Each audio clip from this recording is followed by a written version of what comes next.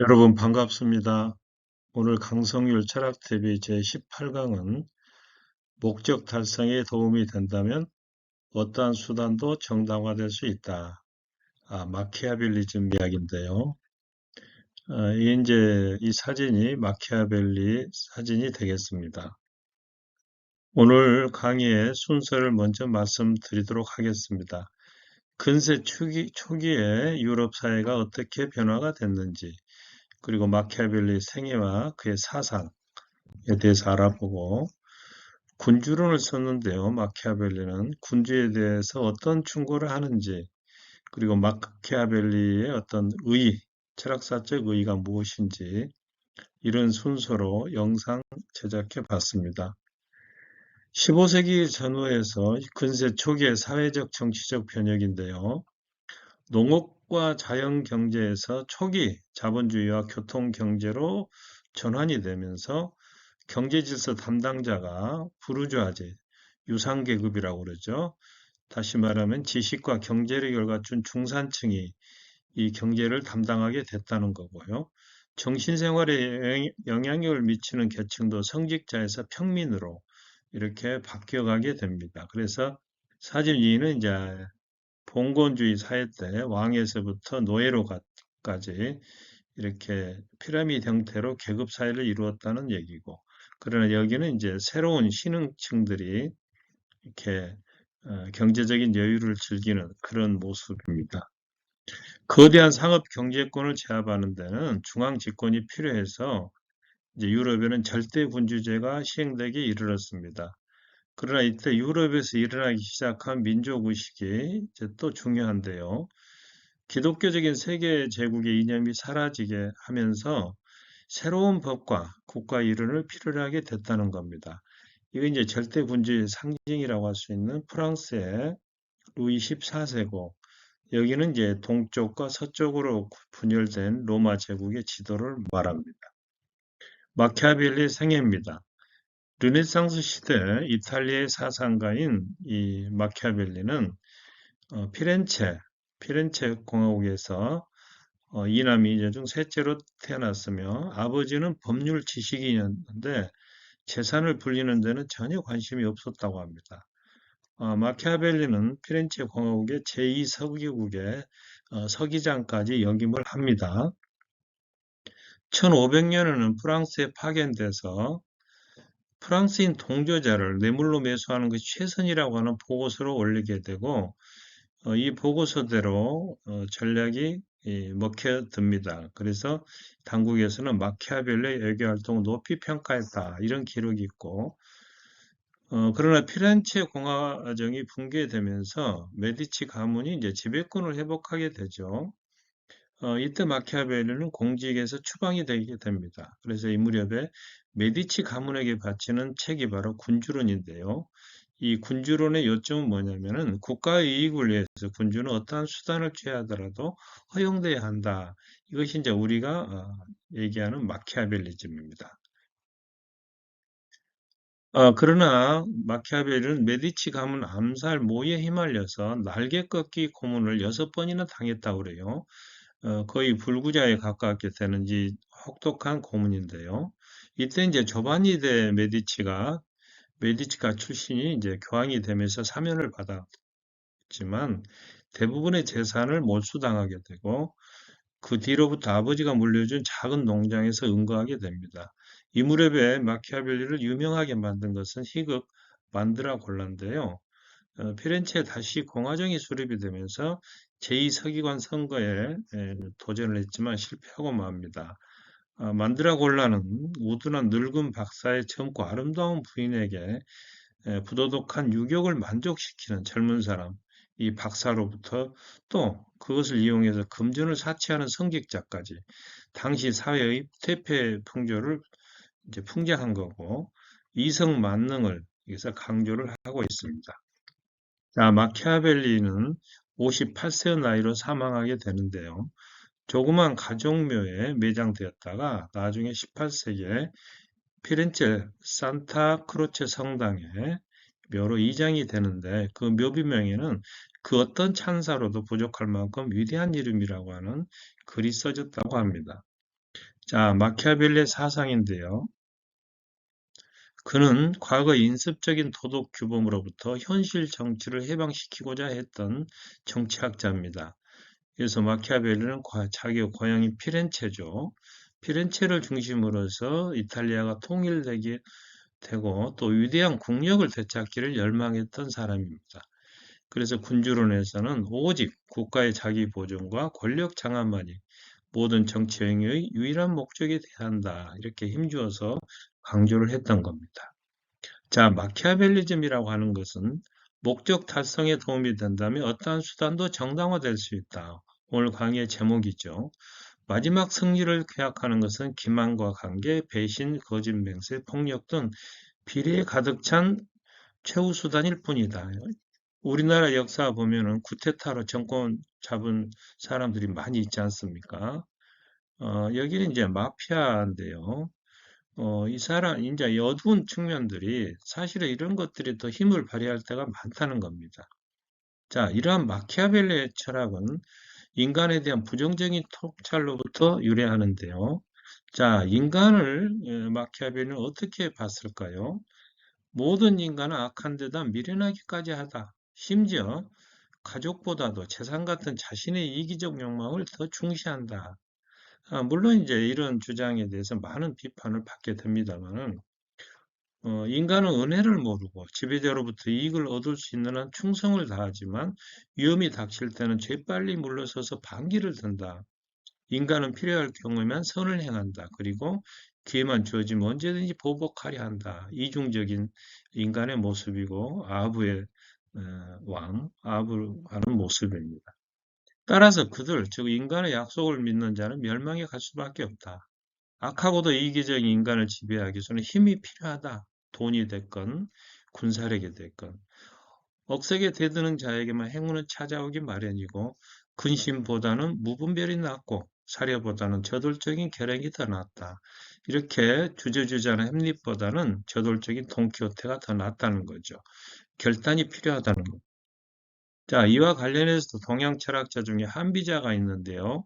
한비자는 전국시대 말기 법치주의자로서 한나라 명문 귀족의 후예고 본 이름은 이제 알려지지 않고 있습니다만은 한자라고 불리다가 당나라의 한유가 이제 워낙에 유명하니까 결국 한비자 구별하기 위해서 한비자로 고쳐 부르게 됐는데 이 한비자는 그 유명한 이사와 함께 순자 철학자에게서 배웠고 법가의 논법으로 유가 사상을 받아들인 사람입니다. 진시황의 책사죠, 이사. 아방궁을 짓게 하고 만리장성을 쌓게 하고 분석 행위를 일으키게 했던 그 간신입니다. 자, 한비자는 인성 속에서 사사로움을 발견하고 법으로서 사람을 다스려야 한다 이렇게 주장했는데 이제 그의 말을 좀 더 들어보자면은 긴박한 사회 상황에 있어서 인위도덕에 의존하는 정치는 고삐나 채찍 없이 사나운 말을 모는 것과 같이 위험하다. 인심이 사람의 마음이 이기적으로 되는 것은 자기의 생존을 위해 어쩔 수 없는 일이기도 하다. 그러므로 통치자는 공평하고 냉혹한 법에 의존해야 한다. 여기는 이제 순자, 순자죠. 이렇게.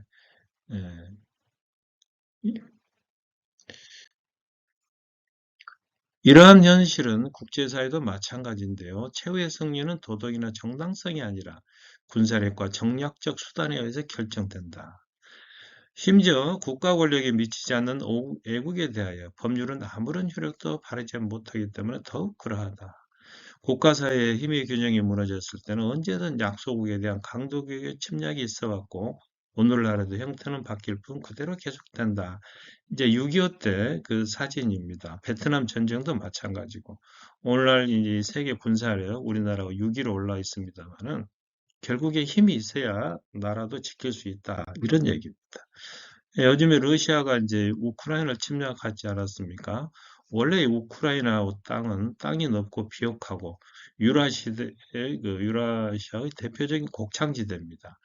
유럽 열강이 동방으로 지출하는데도 교두보 역할을 했고 아시아인에게는 유럽을 향한 통로가 되고 러시아에게는 흑해와 지중해로 나가는 유일한 출구입니다.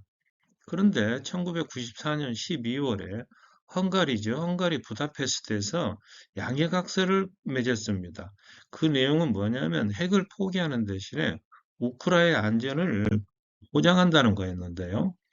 이 세 나라, 벨로루스와 카자흐스탄 그리고 우크라이나는 핵 확산 금지 조약에 가입하고 안전을 보장하도록 했는데 미국, 영국, 러시아 3개국의 이제 핵 보유국은 이 세 나라에 대해서 군사적으로, 경제적으로 강압하거나 사용하는 것을 금지하도록 이렇게 조약이 나와 있습니다. 그래서 이 3개국은 핵무기를 포기했는데 당시 우크라이나는 세 번째로 많은 핵무기 비축 국가였습니다. 물론 이제 물리적 권한만 있을 뿐 통제권은 없었죠. 그러나 이제 핵 위험이 사라져버린 우크라이나는 이제 더 이상 미국의 관심사가 될 수가 없었고, 결국에는 지금 그 고통을 당하고 있지 않느냐, 그런 얘기입니다. 마키아벨리는 군주론에서 군주에 대해서 이런 충고를 하고 있는데요. 군주는 당연히 국민의 믿음을 얻어야 합니다. 그러나 그것은 정권의 안정을 위해서지 다른 거 아니다. 왜냐하면 신뢰받지 못하는 이태롭기 마련이고, 그렇기 때문에 어찌됐거나 구성원들의 믿음을 얻어내야 하는데 그 수단은 기만이나 술수도 무방하다. 다만 기만이라는 사실 자체를 숨길 수 있으면 된다. 자, 군주는 약속을 지키는 것이 불리할 때는 그 약속을 지키지 말아야 한다. 그래서 군주는 유능한 거짓말장이가 돼야 하는데 국가의 번영과 발전을 위한 악행은 필요할 뿐만 아니라 정당하다. 힘이 없는 선은 악보다도 못하다. 이런 주장을 하고 있습니다. 자, 또 군주는 민중들의 증오를 피하기 위해서 그들의 재산과 여자에 손대지 말아야 한다. 사람들은 아버지의 죽음보다 재산 잃는 것을 더 오래 기억한다. 참 슬픈 일이죠. 용병은 돈에만 관심이 있어서 충성스럽지 않으며 지원군은 외부 세력을 끌어들여 외세 침략의 빌미만 제공한다. 우리나라 역사에도 이런 일이 있었죠. 결국 자국 민중들로 구성된 군대가 가장 좋은 군대이다. 러시아의 그 용병 비극으로 끝났지만 군주는 민중으로부터 사랑받지 않아도 좋다 하지만 원망은 받지 말아야 한다. 군주는 여우와 사자를 겸비해야 한다. 함정의 단서를 알기 위해서는 여우가 돼야 하고 이를 도망가게 하기 위해서는 사자가 돼야 한다. 이런 군주론의 표지입니다. 마키아벨리가 처한 당시의 시대적 상황을 보면은 자 대내적으로는 이탈리아가 여러 나라로 쪼개지고 밖으로는 유럽의 열강들이 이탈리아를 서로 나누어 가지려고 획책했던 시기입니다. 이때 마키아벨리는 마치 자연과학자가 자연 현상을 관찰하듯이 모든 도덕적 선입견을 배제하고 유럽 제국의 정치 행태를 관찰하고 통치자의 처세술에 대한 귀납적 원칙을 끌어냈다. 그런 얘기입니다. 자, 그럼에도 마키아벨리가 우리에게 주는 충격은 큰데요. 그 원인이 뭘까요? 자칫하면 이제 무자비하고 냉혈적인 사상이다. 이렇게 비춰지기 쉬운데 그 이유는 그동안 우리가 인습적인 주장에 익숙해져 있기 때문이다. 인간은 무조건 선하고 이 사회 국제관계 도덕적인 어떤 원리가 반드시 지배한다고 하는 이러한 어떤 선입견, 편견이 우리를 그 마키아벨리즘 사상에 대해서 좀 받아들이기 어렵게 한다. 그런 얘기입니다. 그 말은 우리가 무비판적이고 인습적인 사고에서 벗어나지 못하고 있었음을 반증하는 거 아니냐. 인간은 선하게만 사는 것이 아니고 또 세계는 도덕적 원리에 따라서 움직이는 것도 아니다. 그런 얘기죠. 마키아벨리의 의의라면은 자, 1559년 교황청에서는 군주론을 군주에게 악덕을 가르치는 서적이라 규정하고 금지 도서로 지정을 했습니다. 그러나 많은 통치자, 위정자들은 남모르게 이 책을 읽었다고 그래요. 그래서 독재 정치를 옹호하는 데 이용했다는 거죠. 사실은 마키아벨리가 겉모술수로 이목을 집중시키지는 없었고 사실 그만한 지혜에 있었던 것도 아닙니다. 오히려 메디치 가문의 신임을 얻기 위해서 군주론을 썼다는 설이 더 설득력이 있는데 어쨌거나 마키아벨리는 현실에 대하여 냉철한 관찰과 분석 그리고 가차없이 표현할 용기가 있는데 이것은 우리가 높이 평가해야 될 일이다.